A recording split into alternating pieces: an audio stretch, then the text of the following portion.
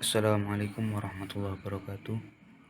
Alhamdulillahirabbil alamin. Wassalatu wassalamu ala asyrofil anbiya'i wal mursalin sayyidina wa maulana Muhammadin amma ba'du. Yang terhormat kepada Bapak Farihul Lutfi selaku dosen pada mata kuliah Bahasa Indonesia, dan tak lupa kepada teman-teman HTN 2F yang berbahagia. Puji syukur alhamdulillah tetap terhaturkan kepada Allah Subhanahu wa taala yang mana atas limpahan rahmat, taufik, hidayah serta inayahnya kita dapat berkumpul kembali dalam mata kuliah bahasa Indonesia ini. Selanjutnya, sholawat serta salam tetap tercurahkan kepada baginda Nabi Agung Muhammad SAW yang telah membawa kita ke zaman Islam yang rahmatan lil alamin. Selanjutnya, saya selaku moderator dari kelompok 1 akan memperkenalkan anggota kelompok. Yang pertama Muhammad Ubaidillah, yang kedua Zahratun Nikmah, yang ketiga Fikri Fajrul. Untuk sesi selanjutnya kepada yang bertugas menyampaikan materi, waktu dan tempat dipersilahkan. Yang pertama, sejarah bahasa Indonesia. Sejarah bahasa Indonesia yang kini kita gunakan sebagai bahasa resmi di negara kita berasal dari bahasa Melayu. Bahasa Melayu yang digunakan adalah bahasa Melayu tua yang sampai sekarang masih dapat kita selidiki sebagai peninggalan masa lampau. Penelitian lebih lanjut yang dilakukan oleh para ahli bahkan menghasilkan penemuan bahwa bahasa Austronesia itu juga mempunyai hubungan kekeluargaan dengan bahasa-bahasa yang dipergunakan di daratan Asia Tenggara. Sejarah berkembang bahasa ini dapat dibuktikan dengan adanya prasasti Kedukan Bukit, Talang Tuwu, Kota Kapur, dan Karah Bahari. Selanjutnya, perkembangan bahasa Indonesia ada pada tanggal 28 Oktober 1928. Bahasa Indonesia resmi menjadi bahasa persatuan atau bahasa nasional. Nama bahasa Indonesia tersebut sifatnya adalah politis karena tujuan dengan nama negara yang diidam-idamkan yaitu bahasa Indonesia. Secara politik ditimbulkan karena keinginan agar bangsa Indonesia mempunyai semangat juang bersama-sama dan memperoleh kemerdekaan agar lebih merasa terikat dalam satu ikatan, satu tanah air, satu bangsa, satu bahasa, persatuan dan kesatuan bangsa Indonesia diikrarkan melalui butir-butir Sumpah Pemuda. Profesor Soetidjo menjelaskan secara sederhana alasan mengapa bahasa Melayu yang dijadikan landasan lahirnya bahasa Indonesia sebagai berikut. Bahasa Melayu telah digunakan sebagai bahasa perhubungan. Yang kedua, bahasa Melayu memiliki daerah persebaran yang paling luas. Ketiga, bahasa Melayu lebih berkerabat dengan bahasa-bahasa Nusantara yang lain. Yang keempat, bahasa Melayu sifatnya sederhana. Yang kelima, bahasa Melayu mampu mengatasi perbedaan-perbedaan bahasa antar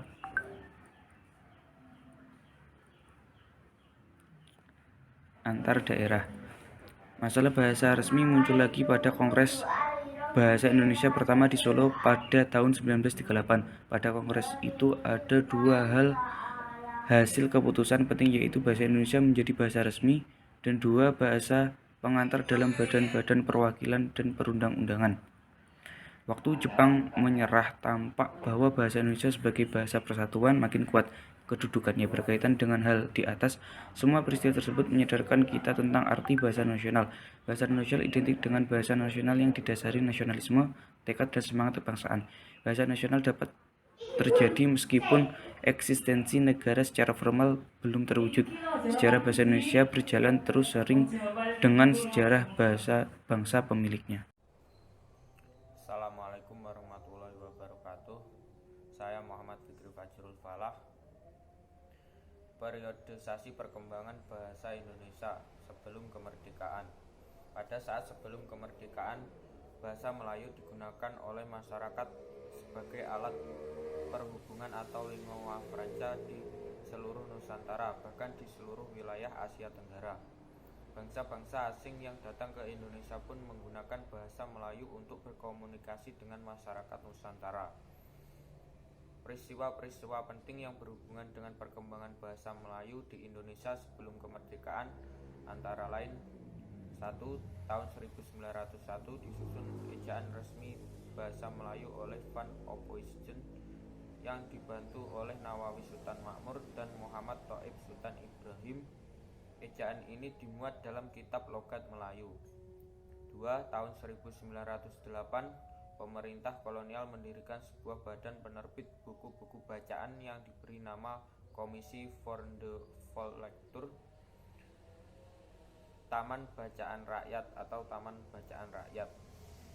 Badan ini pada tahun 1917 diubah menjadi Balai Pustaka. Badan ini menerbitkan novel seperti Siti Nurbaya dan Salah Asuhan.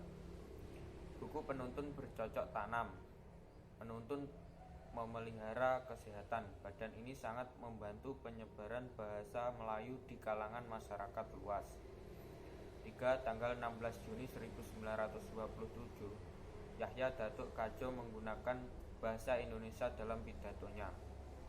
Hal ini merupakan pidato pertama yang menggunakan bahasa Indonesia dalam sidang Volksraad. Tanggal 28 Oktober 1928, secara resmi Muhammad Yamin mengusulkan agar bahasa Melayu menjadi bahasa persatuan Indonesia yang kemudian disebut bahasa Indonesia. 5.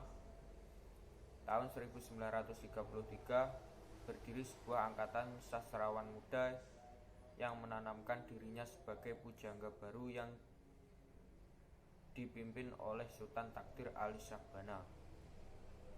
6. Tahun 1936, Sultan Takdir Ali Syahbana menyusun tata bahasa baru bahasa Indonesia. 7. Tanggal 25 sampai 28 Juni 1938 dilangsungkan Kongres Bahasa Indonesia I di Solo. Berdasarkan hasil kongres itu dapat disimpulkan 2. Perkembangan bahasa Indonesia setelah merdeka. Bahasa Indonesia mulai dikenal dan digunakan oleh masyarakat Indonesia secara menyeluruh pada masa penjajahan Jepang. Pada masa itu, masyarakat tidak diperbolehkan menggunakan bahasa Belanda, tetapi bahasa pribumi atau bahasa asli masyarakat Indonesia, yaitu bahasa Indonesia. Awalnya, masyarakat Indonesia pesimis dengan kemampuan berbahasa Indonesia karena telah menggunakan bahasa Belanda selama 3,5 abad. Namun, lama-kelamaan bahasa Indonesia semakin populer.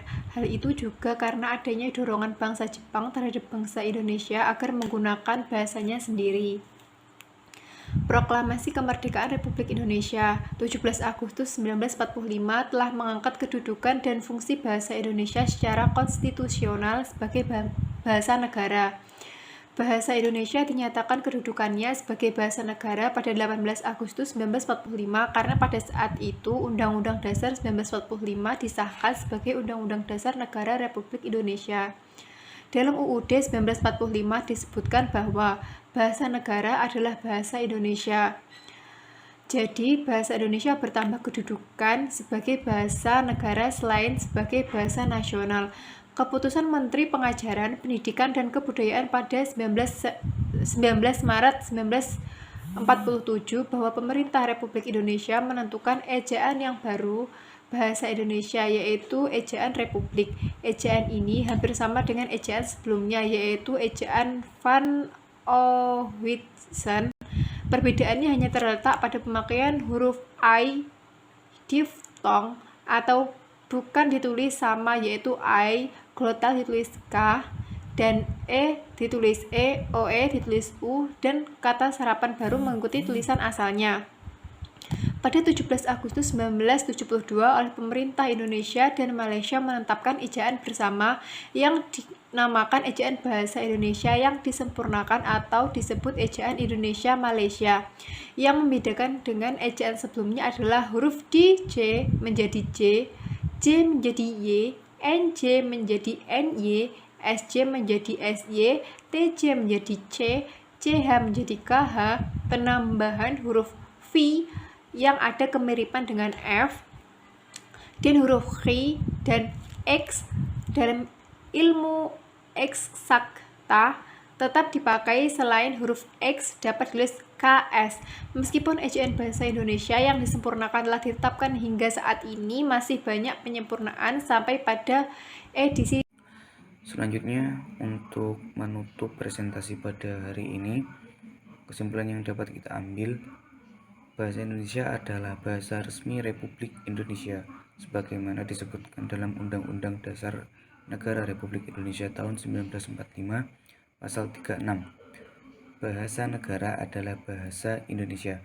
Sejarah bahasa Indonesia telah tumbuh dan berkembang sekitar abad ke-7 dari bahasa Melayu yang sejak zaman dahulu sudah dipergunakan sebagai bahasa perhubungan, bukan hanya di Kepulauan Nusantara, melainkan juga di seluruh Asia Tenggara.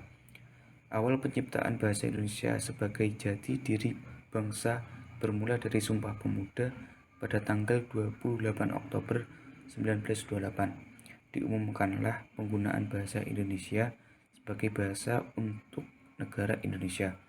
Pasca kemerdekaan, secara yuridis baru tanggal 18 Agustus 1945, bahasa Indonesia secara resmi diakui keberadaannya dan ditetapkan dalam Undang-Undang Dasar 1945 Pasal 36.